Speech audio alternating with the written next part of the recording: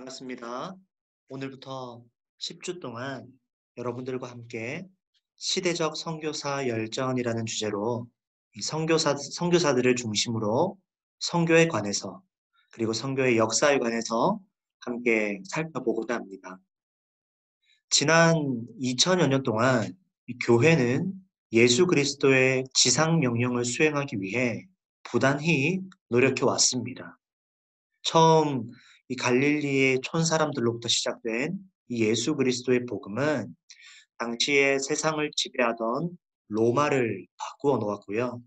다시 유럽을 거쳐서 아메리카, 아시아, 아프리카, 전 세계로 복음이 뻗어나갔습니다.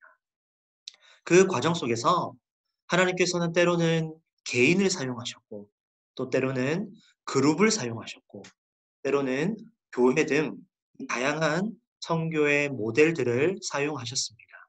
이 대표적인 게 바로 선교사들이죠. 하지만 이렇게 놀라운 선교의 역사가 일반 성도님들에게는 잘 전달이 되지 못하고 또 잘 알지 못하고 일부 성교를 공부한 사람들만 또 신학을 공부한 사람들만 알고 있는 이 전유물처럼 여겨온 경향이 그동안 참 이어져 왔습니다.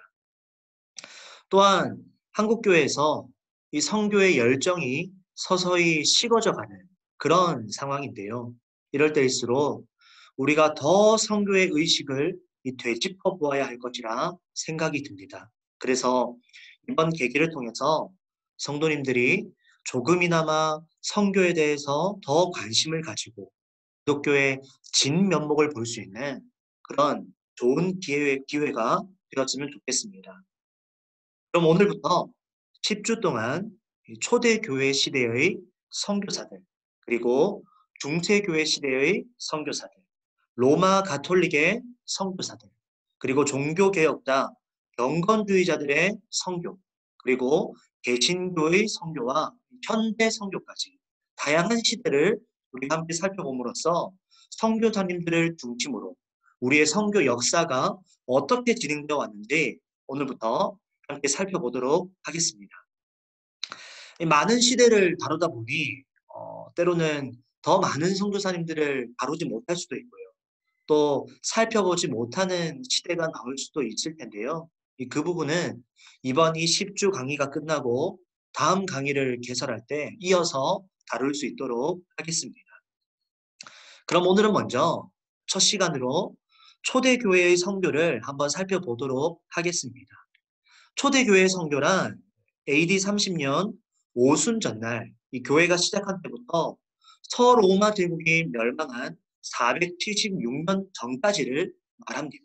엄격히 말하면 313년 콘스탄틴 황제가 밀라노 칙령을 발표한 이후 이 기독교의 공인이 있기까지를 초대교회라고 부릅니다. 그 이후를 제국교회라고도 일컫습니다. 하지만 통상적으로는 서로마 제국이 멸망하기 전까지를 초대교회다라고 지칭합니다. 이 시기의 선교의 특징은요, 바로 순교입니다. 순교. 수많은 초기 기독교인들이 그리스도의 증인이 되기 위해 순교자의 길을 택했습니다. 그래서 이 초대교회 시절에 증인이 된다는 것은 바로 순교자가 된다는 것을 의미했습니다. 대표적인 인물들이 바로 스데반, 바울, 베드로, 야고보, 폴리갑, 퍼피튜아 같은 그런 사람들입니다. 그런데 이들뿐만이 아니었죠. 초대교회 신자들이라면 누구든지 순교자의 자세를 지녔습니다. 이들은 복음을 위해서 죽으면 죽으리라라는 이 신앙으로 똘똘 뭉쳐져 있어서 순교를 두려워하지 않았습니다. 그렇다 보니 네로의 박해, 도미티안의 박해, 디오클레티안의 대박해도 거뜬히 이겨냈습니다. 이 초대 기독교인들은 사도행전 20장 24절의 말씀, 내가 달려갈 길과 주 예수께 받은 사명, 곧 하나님의 은혜의 복음을 전하는 일을 마치려 하면은 나의 생명조차 조금도 귀한 것으로 여기지 아니하노라라는 이 말씀처럼 기꺼이 살았습니다. 이 시절이 바로 초대교회의 선교 시절이었습니다. 그럼 이 초대교회 선교사 중에 바울을 한번 살펴볼까요?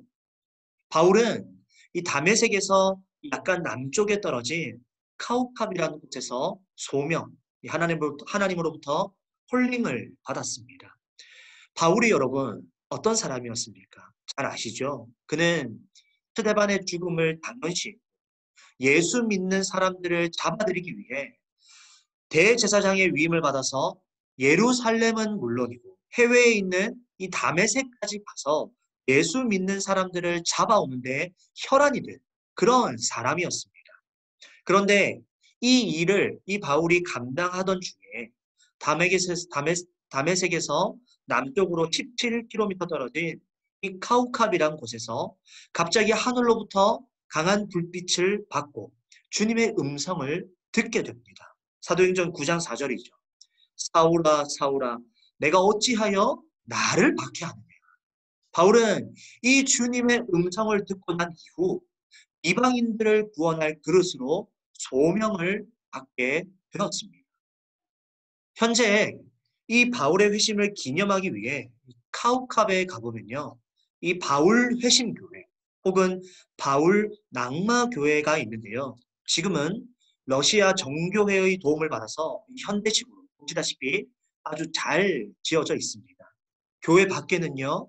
이 바울의 동상이 서 있고 교회 안으로 들어가면 바울이 하나님을 만났을 때의 초상화와 예수님의 12제자의 초상화가 그려져 있는 것을 보게 됩니다. 바울은 다메섹 도상에 있는 이 카우캅에서 소명을 받은 후에 전적으로 하나님의 음성에 귀 기울이는 자로 변하였습니다. 그 첫 번째 결단을 사도행전 16장 6절과 10절에서 살펴볼 수 있는데요. 바울 자신은 첫 선교지 소아시아, 터키로 가고 싶어 했지만 본인은 터키로 가고 싶어 했지만 성령께서 마게도니아, 이 유럽으로 가게 하실 때에 자신의 경험, 바울 자신의 경험, 자신의 경력, 자신의 생각, 자신의 판단을 다 내려놓고 주님의 음성에 온전히 100% 순종했습니다. 바울의 특징을 살펴보면 바울은 먼저 이 헬라어에 능통한 사람이었습니다. 바울이 이 선교사의 롤 모델이 되는 것은 그가 현지 언어인 이 헬라어에 능통한 자였기 때문입니다. 바울은 히브리 핏줄로서 이방 땅 다소에서 태어난 까닭에 헬라어에 유창했습니다. 헬라어는 이 로마 제국이 통치하기 이전부터 헬라권 전 지역에 통용되던 국제 언어였습니다. 알렉산더 대왕의 영향으로 헬라어는 문화, 상업, 사교 등 여러 분야에서 널리 사용이 되었죠. 그래서 바울은 헬라어를 자유롭게 구사할 수 있었기 때문에 복음을 전하는 데 아무런 지장을 어려움을 겪지 않았습니다. 또한 바울은요, 이 팀워크를 통한 사역을 했습니다. 팀워크를 통한 사역을 했다는 거죠. 바울은 동력하는 선교사로서의 모델이 되었습니다. 그런데 처음부터 바울이 그러지는 않았죠. 이 카우캅에서 이 바울이 소명을 받기 전까지만 해도 이 바울은 남을 어떻게 하는 자였습니까? 해하는 자였습니다. 적이 아주 많은 그런 사람이었죠. 그런데 그가 다메섹 도상에서 이방인의 사도로 부름을 받고 난 뒤 고향 땅 다소에서 칩거하고 있을 때 그에게 처음으로 손을 내민 사람이 바로 바나바였습니다. 바울과 바나바의 만남은 그야말로 하나님께서 허락하신 거룩한 만남이었죠. 바울은 자신의 인생 가운데 가장 힘들고 가장 어려울 때 이 바나바를 통해 만남의 이 소중성의 중심을 발견하였습니다. 바나바를 통해서 이 만남의 소중함을 깨닫게 되었다는 거죠. 그 이후 이 바울은 더 이상 사람을 내쫓는 자가 아니라 사람을 곁에 두는 그런 선교사로 변화되었습니다. 그 바울의 첫 번째 열매가 누구였습니까? 여러분들 잘 아시다시피 바로 디모데였지요. 바울은 이 디모데를 아들 디모데라고 표현할 만큼 이 디모데를 아주 극진히 사랑하였습니다. 더욱이 이 디모데가 어린 나이에 에베소 교회에서 목회할 때 디모데전서 4장 12절에서 누구든지 내 연소함을 업신여기지 못하게 하고 오직 말과 행실과 사랑과 믿음과 정절에 있어서 믿는 자에게 본이 되라라고 할 만큼 그를 아끼고 그를 호칭해 주었습니다. 또한 바울은 로마 감옥에 있을 때 자신과 함께 동역한 자들에게 감사를 전달했는데요. 이들이 바로 에바브라, 마가, 아리스다고, 데마, 누가입니다. 바울은 바로 팀워크를 중시했고 함께 동력하면서 선교를 할 줄 알던 바로 그런 선교사였습니다.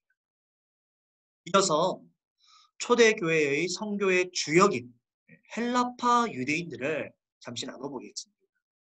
헬라파 유대인들이란 누구를 가리키는 것일까요? 헬라파 유대인이란 바벨론 포로 시기에 본국으로 귀환하지 못하고 이 외국에 뿔뿔이 흩어져서 살던 유대인들을 바로 이 헬라파 유대인들이라고 지칭합니다. 소위 디아스포라라고 부르기도 합니다.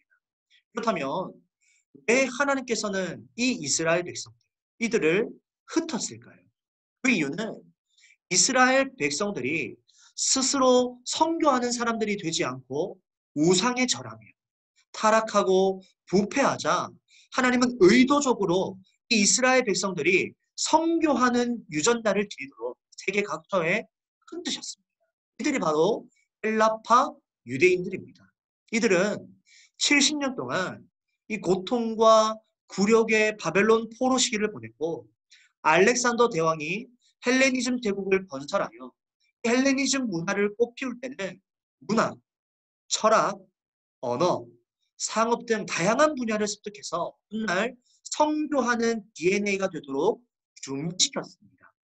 마침내 이 로마 제국이 건설되어 초대교회가 이제 시작이 되자 하나님은 오랫동안 준비하셨던 이 헬라파 유대인들을 들어서 사용하기 시작하셨습니다. 이제 선교적 유전자를 소유한 이 헬라파 유대인들은 초대교회의 이 복음 확장에 큰 기여를 했는데요. 이들은 주로 네 그룹으로 형성되어 이제 선교를 시작하게 되었습니다.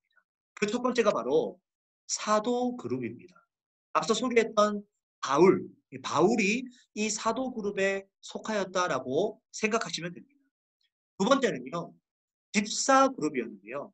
여기에는 대표적으로 스데반과 빌립이 있습니다. 이들 모두가 헬라파 유대인들인데요. 스데반은 이 복음을 전하다가 순교를 당하였고 또 빌립은 사마리아 교회를 세우고 에디오피아 내시에게 복음을 전하기도 하였습니다. 세 번째로는 여성 그룹입니다. 대표적으로 이 마가 요한의 어머니 마리아와 같은 사람이죠. 마가 요한의 어머니 이 마리아는 신앙이 좋은 헬라파 유대인으로 예루살렘 교회, 당시에 예루살렘 교회가 성장하자 자기 집을 오픈하여서 자기 집을 교회로 사용하도록 하였습니다. 당시 이 예루살렘 교회는 이 구제성 때문에 히브리파 유대인들과 헬라파 유대인 간의 갈등이 증폭되었습니다. 그래서 점차 이 아람어를 사용하는 모임과 헬라어를 사용하는 모임이 따로 있었다고 하는데요. 이때 마가 요한의 어머니 마리아와 이 마리아의 집은 이 헬라어 중심의 가정교회가 되었습니다. 네 번째는 1.5세대 그룹입니다. 대표적으로 디모데와 같은 인물을 우리가 생각해 볼 수 있습니다. 디모데는 다문화 가정의 자녀라 할 수 있는데요. 그의 어머니는 유대인이요, 아버지는 헬라인이기 때문입니다. 그래서 그는 바울의 제자가 일찍 되어서 일찍부터 주님의 일에 헌신한 바로 오늘날 1.5세대의 롤 모델로 되고 있습니다. 그럼 이 헬라파 유대인들이 하나님의 선교사로 사용된 그 시작점이 무엇일까요? 그것은 하나님께서 히브리파 유대인과 헬라파 유대인을 각각 자기가 받은 달란트에 맞게 사용한 것을 통해서 우리가 알 수 있습니다. 히브리파 유대인의 대표적인 인물이 바로 베드로입니다. 그는 오랫동안 유대 문화에 길들여져 있어서 이방인과 함께 이 식탁 교제를 하는 것이 무척 힘든 자였죠. 모든 유대인들이 다 그랬습니다. 이방인과 겸상할 수가 없었습니다. 그런데 결국 이 베드로는 여러 번의 거절 끝에 끝내 이 고넬료에게 직접 찾아가 복음을 전하는 일을 하였습니다. 기적 같은 일이었죠. 베드로는 언어의 장벽이 있음에도 불구하고 그의 순종과 그의 결단은 마침내 고넬료의 전 가정이 예수 그리스도께로 돌아오게 만들었습니다. 베드로가 이 고넬료를 전도한 사건에 가장 큰 충격을 받은 자가 바로 바울이었습니다. 유대인이 헬라인에게 복음을 전하는 것은 당시에 감히 상상할 수도 없는 그런 일이었기 때문이죠. 다소의 이 칩과여서 이 일을 보고 듣고 된 바울은 저 복음 전하는 일은 내가 해야 할 터인데 라고 생각합니다. 만약 다음에 이 기회가 나에게 주어진다면 내가 잘 해야지라고 몇 번이고 다짐했을 것입니다. 그리고 마침 이 바울이 그가 자성의 시간을 갖자 하나님은 이 바울에게 바나바를 보내서 안디옥 교회에서 함께 동역하도록 그 길을 열어 주셨습니다. 그리고 바울은 회심하고 나서 10년의 세월이 지나고 나서야 이제 선교사로 파송을 받아 위대한 일을 감당했습니다.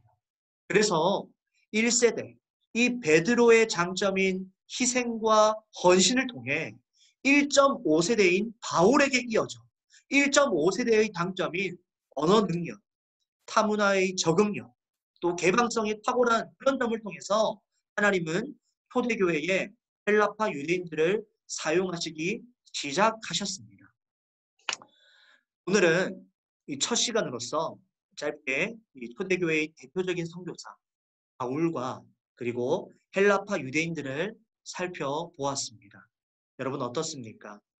한 사람들의 선교, 한 무리들의 선교, 그들의 신앙, 그들의 역사를 살펴보니 이 기독교의 선교 역사가 조금 더 구체적으로, 조금 더 이해되면서 다가오지 않습니까?